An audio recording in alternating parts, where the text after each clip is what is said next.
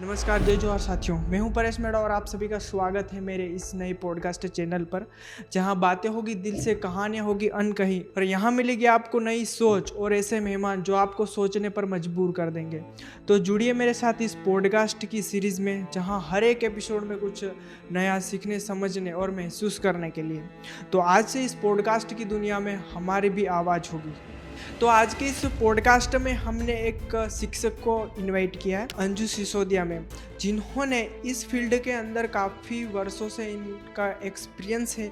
इन्होंने यहाँ के बच्चों को पढ़ाया ही नहीं बल्कि उनको समझा भी है और यहाँ के कल्चर को समझा है। तो हमने इस पॉडकास्ट के अंदर काफ़ी बातें की है, जैसे कि हमारी इकोनॉमी बढ़ रही है तो स्टॉक मार्केट के बारे में बात की है, एवं जैसे कि नए नए फ्यूचरिस्टिक एआई, नई नई टेक्नोलॉजीज आ रही है, वीआर टेक्नोलॉजी, तो इन सभी के ऊपर बात की हमने। और सोशल मीडिया है, जैसे कि उसको डिस्ट्रैक्ट ना हो, अपने गोल को कैसे डिसाइड करें, ये बहुत सारी बात की हमने इस पॉडकास्ट के अंदर। तो आइए अब हम इस पॉडकास्ट को स्टार्ट करते हैं। तो सबसे पहले तो मैम आपका स्वागत है मेरी इस नए पॉडकास्ट चैनल पर। अलीराजपुर में शिक्षा का स्तर इतना कम क्यों है, और मुख्य रूप से इसमें स्टूडेंट की रुचियां कम होना या फिर इसमें कहीं पेरेंट्स की भी योगदान हो, रुचि ना हो? हाँ, ये तो एक बहुत बड़ी समस्या है कि जो अलीराजपुर ज़िले का जो लिटरेसी रेट है, जो साक्षरता का दर है, वो 36.10 के करीब है। और ये भारत के 498 नंबर पर है। इसमें बच्चों की रुचि तो कम है ही, सही है ही। और बहुत सारी चीज़ें हैं, जैसे कि संसाधनों की कमी है, जैसे अच्छे स्कूल नहीं हैं, अच्छी लाइब्रेरियाँ नहीं हैं, और कहना चाहिए कि डिजिटल एजुकेशन नहीं है। और दूसरी बात यह है कि ट्रेंड टीचर नहीं है। जो ट्रेंड टीचर होने चाहिए, जैसे वो ऐसे टीचर जो स्कूल में पढ़ाएं और पढ़ाने के साथ साथ बच्चों में रुचि जागृत करें और उनको मोटिवेट करें, उनका मार्गदर्शन करें, ऐसे ट्रेंड टीचरों की कमी है। दूसरा एक बात है कि आर्थिक तंगी, जो अलीराजपुर ज़िला है वो बहुत पिछड़ा ज़िला है। यहाँ पर गरीबी रेखा के नीचे जीवन यापन करने वाले भी कई लोग हैं और कई घर हैं। तो आर्थिक तंगी के कारण पलायन हो जाता है, और पलायन हो जाता है तो माता पिता अपने छोटे छोटे बच्चों को जो प्राइमरी स्कूल में पढ़ते हैं उनको साथ में लेकर चले जाते हैं, तो वो शिक्षा से छूट जाते हैं। तो एक ये भी कारण है, और स्कूलों का वातावरण भी अच्छा बनाने की ज़रूरत है।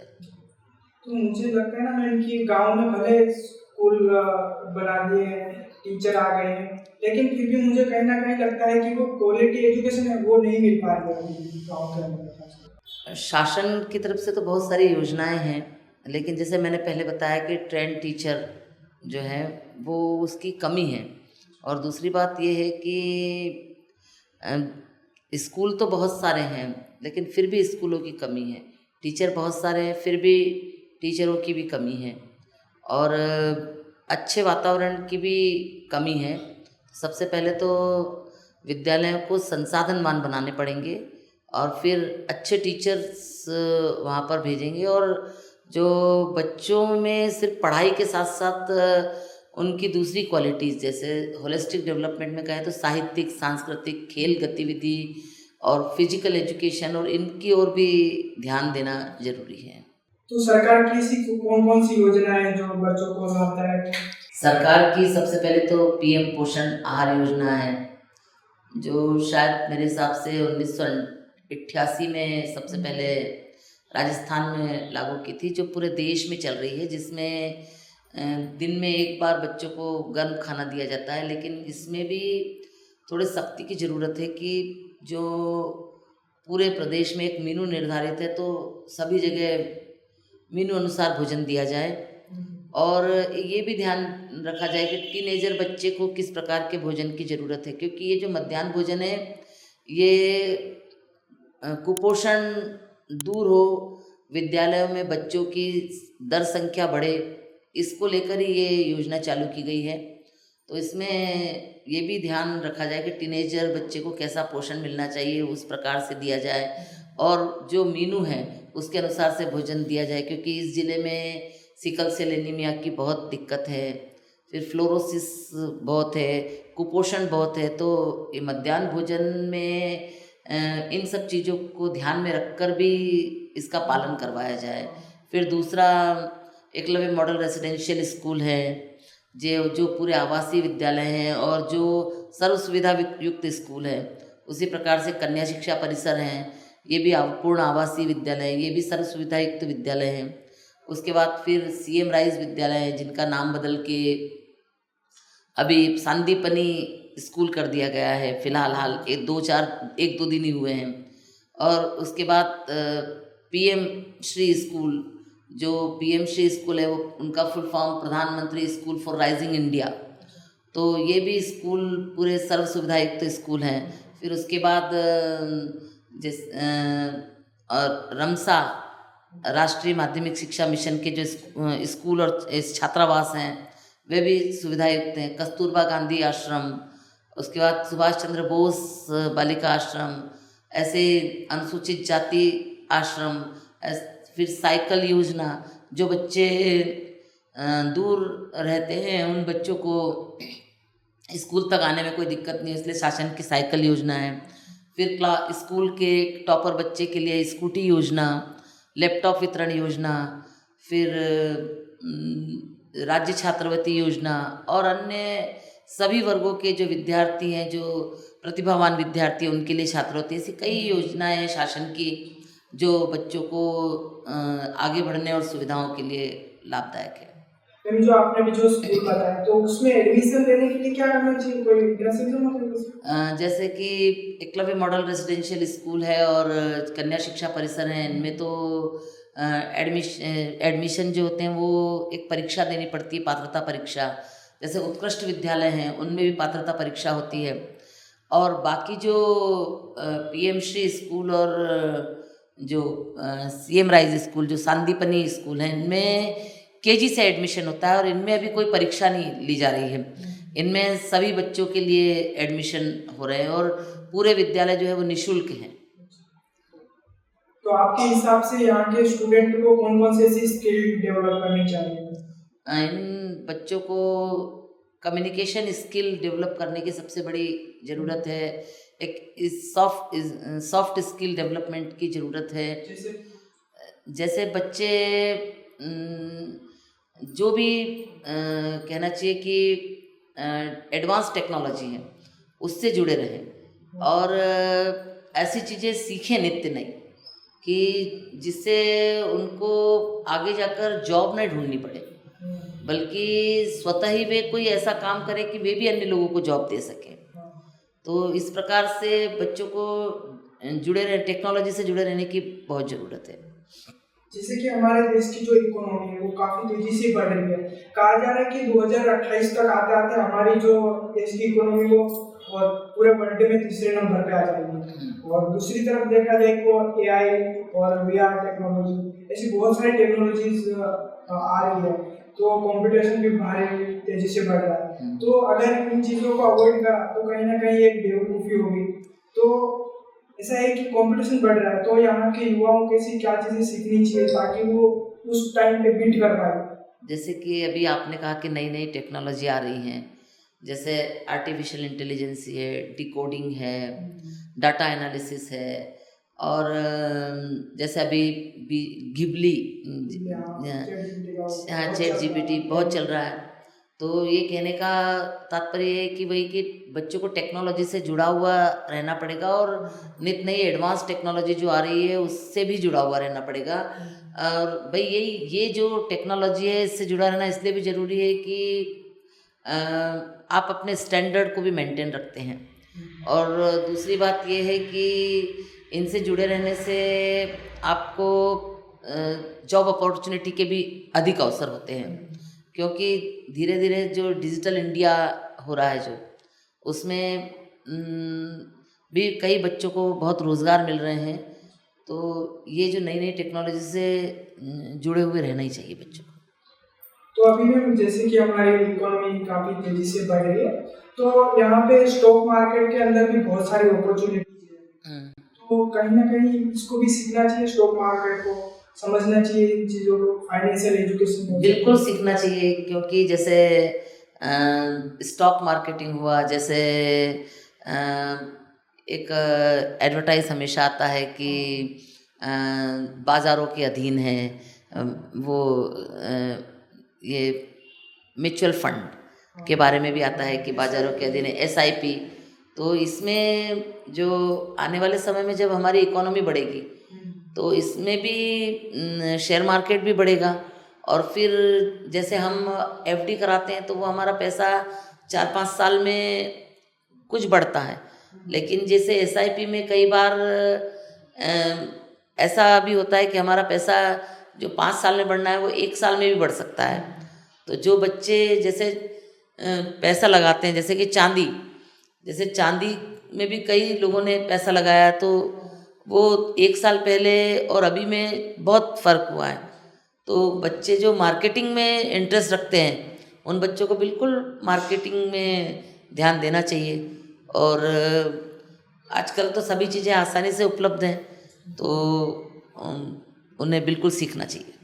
अगर आपके पास कोई ऐसा सुपर पावर हो तो इस अलीराजपुर के स्कूलों और कॉलेजों में क्या सुविधाएं दोगे? अगर मेरे पास कोई सुपर पावर हो तो मैं क्या सुविधाएं दूंगी, एक सवाल है, और हर किसी को एक ना एक बार सुपर पावर का मौका मिलता है, और मैं ये कहूँगी कि मुझे भी कन्या शिक्षा परिसर के प्राचार्य बनने का मौका मिला, और फिर वह कन्या शिक्षा परिसर डेवलप होकर, जो उसका अपग्रेडेशन होकर एकलव्य में परिवर्तित हुआ। तो जब कन्या शिक्षा परिसर की मैं प्राचार्य बनी तो उस समय लड़कियों का स्कूल था, और हमारे पास खेल अनुदेशक भी नहीं था, खेल शिक्षक भी नहीं था, लेकिन हमने अपने एफर्ट्स लगाए, और मुझे कहते हुए बहुत गर्व होता है कि इस ज़िले के बच्चों में नेचुरल क्वालिटीज़ बहुत है, और हमने उस समय खेल में हम 15 बच्चों को लेकर गए, हम 16 बच्चों को लेकर गए और हम 15 मेडल लेकर आए। तो ये एक बहुत बड़ी अपॉर्चुनिटी थी। और फिर जब हमारा स्कूल का जो अपग्रेडेशन हुआ और हमारा एकलव्य बना, तो मुझे मध्य प्रदेश शासन के द्वारा प्राचार्य बनाया गया वहाँ, और उसमें मैंने ये देखा कि हमने बच्चों में होलिस्टिक डेवलपमेंट किया। सबसे पहले तो हमारे यहाँ बच्चों को नॉलेज की कमी है।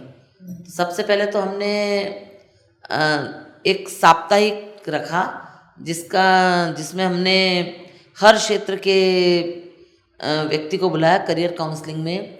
एक बार मेडिकल विभाग से, इंजीनियरिंग से, कॉमर्स से, वकील, जज और air hostess, hotel management, agriculture और सामाजिक जो सेवा करते, समाज सेवी व्यक्ति और राजनीति के क्षेत्र से जो लोग हैं उनको, और उसका बहुत भारी इम्पैक्ट हुआ। उसका भारी इम्पैक्ट ये हुआ कि बच्चे जो बच्चे जिस क्षेत्र में रुचि रखते थे उनका एक गोल निर्धारित हुआ कि मुझे ये बनना है, मुझे ये बनना है। और उसके बाद जैसे जब हमारा कन्या शिक्षा परिसर था और जब पहली बार हमारे स्कूल में 12th हुआ, तो हमारे एफर्ट से ही 4 बालिकाओं का पीएमटी में सिलेक्शन हुआ, और जो 3 बच्चियां थी, 3 ही थी मैथमेटिक्स में, उन तीनों का जेई में सिलेक्शन हुआ। तो ये गर्व की बात है कि बच्चों में तो क्वालिटी है, बस हम थोड़े से एफर्ट्स लगा के उनको आगे बढ़े तो सफलता बहुत आसानी से मिल जाती है। और यहाँ के बच्चे, उनमें नेचुरल एनर्जी है, और एनर्जी का ऐसा होता है कि वो किसी भी क्षेत्र में निकल जाएगी, लेकिन यदि हम उस एनर्जी का सकारात्मक उपयोग करेंगे तो वो एनर्जी सकारात्मक रूप में चली जाएगी। जैसे हमने एक पत्रिका का विमोचन किया था, अरुणिमा, और बच्चों को हमने लिखने और बोलने की क्षमता का विकास किया, और उस लिखने और बोलने की क्षमता के विकास करने से ये परिणाम हुए कि मैं उस स्कूल से निकल गई 2024 में, और 23-24 में मैं निकल गई, और मैं जब दूसरे स्कूल में प्राचार्य हूँ तो वहाँ पर मुझे पता चलता है कि 2 बच्चियों, नीलम और निशा, ने मुझ पर ही कविता लिखी। तो कहने का मतलब है कि बच्चों का जो विकास हमने पढ़ने और लिखने का किया, ये लाइब्रेरी से हुआ। हमने ई लाइब्रेरी भी बनाई। हमने जो इंटरेक्टिव पैनल थे वो 24 आवर्स बच्चों के लिए खुले हुए थे। और एक ये था कि हमने मेडिटेशन करवाया। हम मॉर्निंग और इवनिंग में दोनों में मेडिटेशन करवाते थे, सुपर ब्रेन आसन करवाते थे, योगा करवाते थे। उसका ये था कि बच्चों को ये पता था कि हमारे लिए अच्छा क्या है और बुरा क्या है, सही क्या है, गलत क्या है। तो उनको डिफरेंस करना आ गया था कि सही और गलत में। तो बच्चे वही करते थे जो उनके लिए सही था। और जिसके ये परिणाम हुए कि हमारा जो परीक्षा परिणाम भी रहा वो भी मध्य प्रदेश में 10th का 5वें नंबर पे और 12th का 6ठे नंबर पे रहा। जैसे हमारे जो बैच, जो लड़कों की फर्स्ट बैच आई थी जो 9th में, वो सारे बच्चे इतने अच्छे थे कि जब वो 12th में थे और उन्हें पता था कि उनको अपना गोल अचीव करना है, तो जब भी हम इंस्पेक्शन पर गए तो वो बच्चे हमें पढ़ते हुए ही मिले। और ऐसा नहीं है कि वो केवल मुझे देखकर पढ़ने लगे, यानी उनसे उसके संबंध में जो भी पूछा वो उन्होंने आंसर किया। तो शिक्षा के क्षेत्र में जिस भी व्यक्ति को काम करने का मौका मिले वो काम करे। मुझे मौका मिला, और कहना चाहिए कि एक विद्यालय का प्राचार्य होना अपने आप में सुपर पावर ही होता है। और फिर मेरा जब यहाँ से ट्रांसफ़र होकर जब मैं शासकीय हाई स्कूल भारत की चौकी गई, तो वहाँ पर मुझे जो स्कूल मिला था, मुझे 1 महीना हुआ था, और भविष्य से भेंट कार्यक्रम में हमारे ज़िले के एसडीएम साहब आए और उन्होंने मुझे एकलव्य में भी देखा था। और उन्होंने मुझे कहा कि तुम्हारी पर्सनालिटी को ये सूट नहीं कर रहा है, मुझे ऐसा लग रहा है जैसे मैं राजस्थान में आ गया हूँ। तो मुझे लगा कि मेरे हाथ में यहाँ भी सुपर पावर है। और मैंने उन्हें कहा कि 3 महीने में आपको चेंजेस मिलेंगे, और जब भी जिस व्यक्ति को पावर मिले, छोटा या बड़ा, पावर यानी पावर होता है, तो वो आमूलचूल परिवर्तन करे, लेकिन सकारात्मक। और इस स्कूल में भी मैंने बहुत सारे परिवर्तन किए, स्कूल को स्कूल जैसा बनाया। और मेरा ये मानना है कि हम नौकरी करते हैं तो एक मेजर टाइम हम स्कूल में बिताते हैं, तो हमें वहाँ ऐसा लगना चाहिए कि मैं यहाँ रुकूं और हमें वहाँ से भागने का मन न हो। तो आप अच्छा काम तभी कर सकते हैं जब आपका भागने का मन न हो। तो बस हर व्यक्ति हर जगह ऐसा ही काम करे कि उसका भागने का मन न करे, वहाँ रहे, वो काम करे और अच्छा काम करे।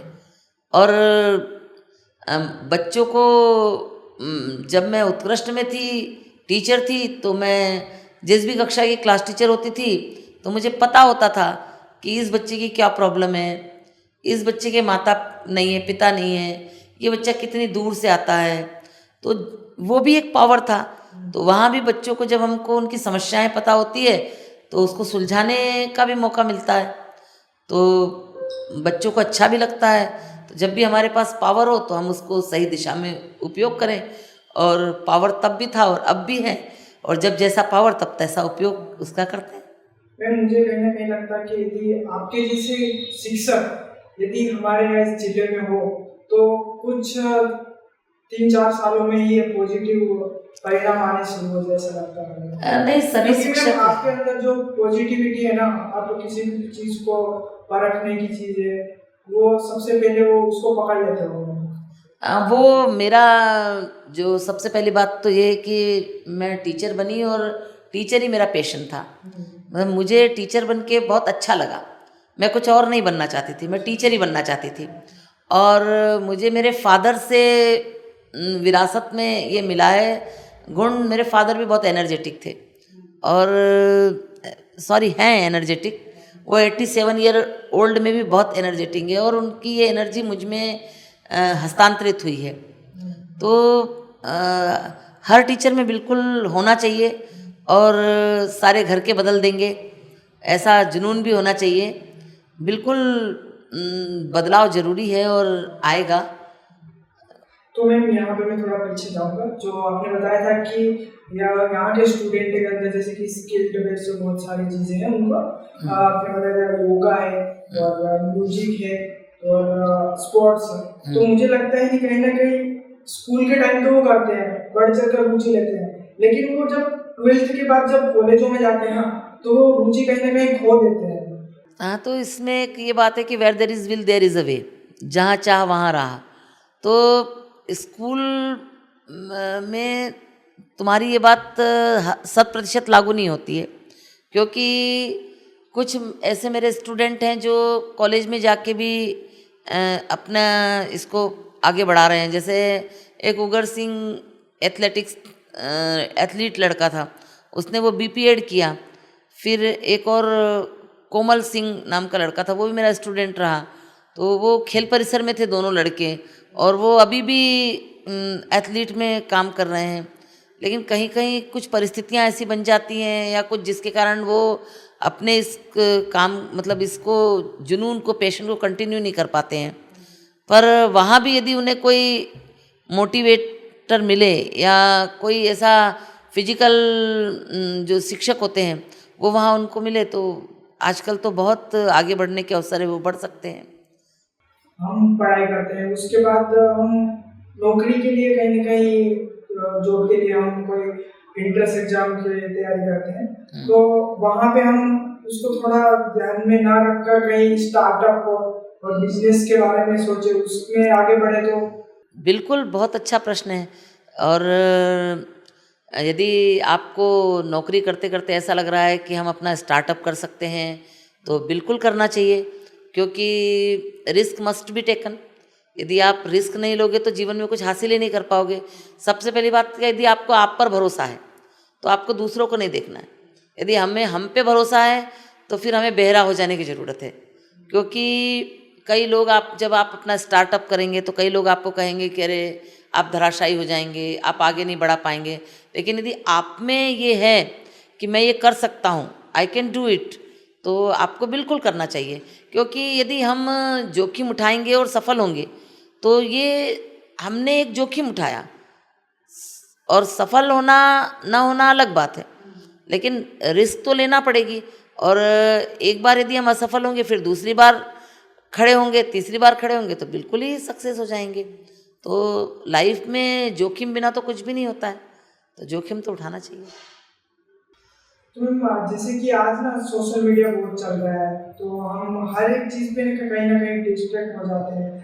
चाहे पढ़ाई करने बैठते हैं तो वहाँ पे कोई नोटिफिकेशन आते हैं तो फ़ोन उठा लेते हैं, तो फिर फ़ोन में ही कई घंटे बीत जाते हैं, पता ही नहीं चलता है। तो हम कैसे इन सब चीज़ों पे ध्यान रख के मैनेज करें हम अपना टाइम। हाँ, आजकल ये फ़ोन जो है वो एक एसेंशियल पार्ट ऑफ लाइफ हो गया है, क्योंकि फ़ोन के बिना भी चल नहीं पाता है। तो आप मुझसे स्टूडेंट के बारे में सवाल पूछ रहे हैं, तो जैसे जो meditation is an ultimate solution, तो हर बच्चे को मेडिटेशन करना चाहिए। तो क्या होता है कि आपका फोकस जो होता है वो सही चीज़ों पे हो जाता है। जैसे आपने मुझसे पूछा कि हम आप जैसे टीचर जो हैं वो बदल दें, शिक्षा का स्तर बदल दें। तो हम जब एकलव्य में थे, मैंने सुबह असेंबली में योगा, शाम को असेंबली में योगा, क्योंकि बच्चे फ्रेश माइंड से पढ़ने जाएं और फिर फ्रेश माइंड से हॉस्टल में जाएं। तो जब हम मेडिटेशन करवाते थे तो उनको ये पता हो गया था कि सही चीज़ क्या है, गलत चीज़ क्या है। और मोबाइल का एडिक्ट नहीं होना है, लेकिन मोबाइल में जो अच्छी चीज़ें हैं उन पे हमको देखना है, अच्छी अच्छी चीज़ों को देखना है। जैसे हम पढ़ रहे हैं तो हमारे नोट्स मिल रहे हैं इसमें। जैसे यदि हम पढ़ रहे हैं तो हमको कहना चाहिए, हमको कोई टेस्ट लगाना है तो टेस्ट सीरीज़ आ जाती है। और यदि हमको कोई लेक्चर देखना है तो हम लेक्चर देखें, ना कि बेकार की चीज़ों में अपना समय बर्बाद करें। तो बच्चों में ये मोबाइल को लेके जागरूकता ज़रूरी है कि हम इसका कितना उपयोग करें, कैसा उपयोग करें और क्यों उपयोग करें। ये चीज़ें यदि बच्चे को सिखा दी जाएं तो इसके सकारात्मक परिणाम हैं। जैसे एकलव्य में हमने एक डिबेट रखा था कि आज के वर्तमान समय में मोबाइल की आवश्यकता है अथवा नहीं। तो इस प्रकार के भी आयोजन यदि स्कूल में होते हैं तो उसके पक्ष और विपक्ष के दोनों परिणाम बच्चों के सामने आ जाते हैं। तो कहीं ना कहीं वो बच्चे फिर अपना गोल सेट करते हैं कि हमको इसका उपयोग करना है या नहीं करना है, और करना है तो कितना करना है। तो आप कोई लास्ट मैसेज देना चाहते हैं स्टूडेंट और पेरेंट्स और टीचर्स को?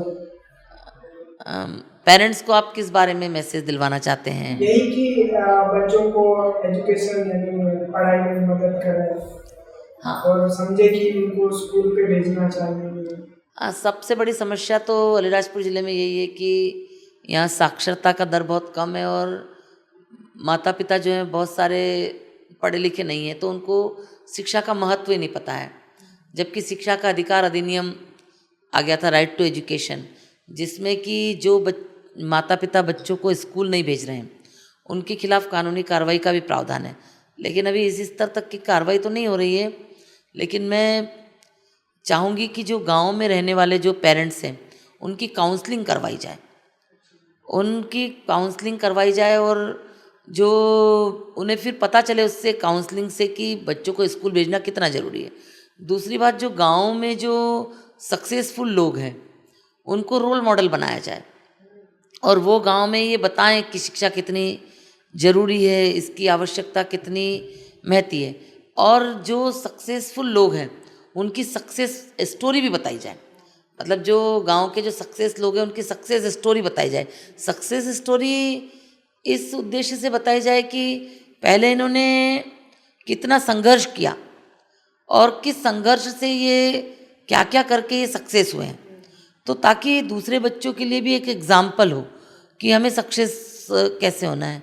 और बच्चों के लिए तो मैं ये मैसेज देना चाहूँगी। यहाँ पे वो ये तो ये तो रही कि जो पेरेंट्स यहाँ पे, लेकिन जो पलायन करते हैं उनके लिए तो हालात इतने अच्छे नहीं रहते हैं, तो उनको कहीं ना कहीं विवश होकर पलायन करना पड़ता है। तो पलायन करना पड़ता है, लेकिन जैसे कि ज़मीनें यहाँ लगभग हर व्यक्ति के पास ज़मीन है, तो यहाँ लाभ की खेती करना भी सिखाने की ज़रूरत है।